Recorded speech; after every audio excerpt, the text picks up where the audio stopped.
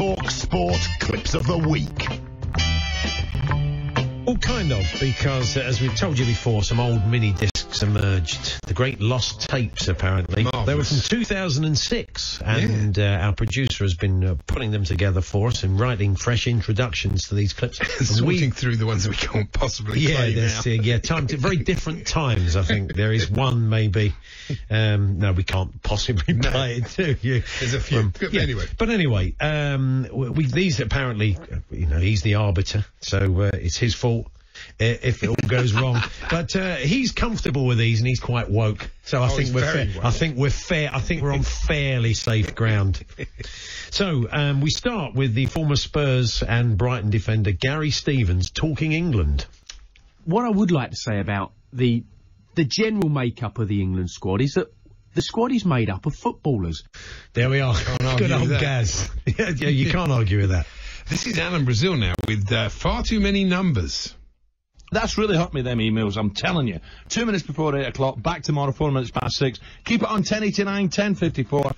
I think it was 10:53, wasn't it? You're going to start. You always got bad reception when you listen to Alan. It was a slight whistle. Here's Andy Townsend taking a call. Hello, John. You all right, mate? How you, mate? How you doing? Sorry, John. You've been waiting a long time, and we've been trying to get to you. How you doing? All right? Yeah, I'm fine. I just need a favour from you, lads. I need to find out if there's anywhere in Scotland, anywhere in Somerset that's on the Scottish game. Very specific request, isn't it? I think he found a place in Bridgewater that had the highlights. George Galloway now, talking of Scotland, introducing a very surprising caller. Let's go, Teresa. Mother Teresa in Motherwell. Really?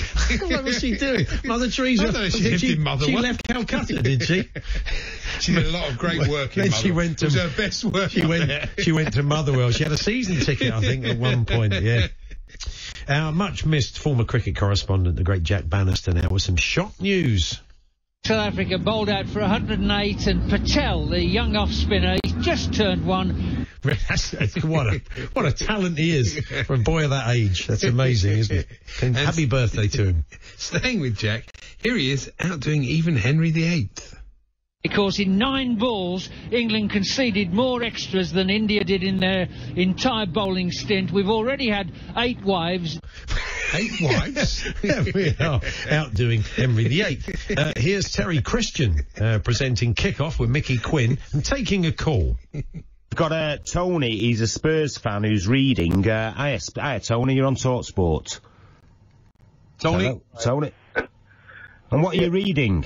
No, I'm in Reading. You knew that was coming, didn't you? What are you reading, Tony? Oh, that's very good. This is an odd combination. This is Jason Cundy and Mike Parry talking about Greek football. Greece are very keen on their football. You go back to Greece as a failing footballer, I'm telling you what, mate, you get that Kalamatasari all over your head the minute you get off the plane. Kalamatasari? I mean, which strange Greek food stuff? I mean, imagine him being bundled into a car in Mykonos. They wouldn't be very happy, would they? Did he mean terrible salad? I've got no idea. Sticking with Mr. Parry. Well, I mean, you could go and support Milton Dons Keynes.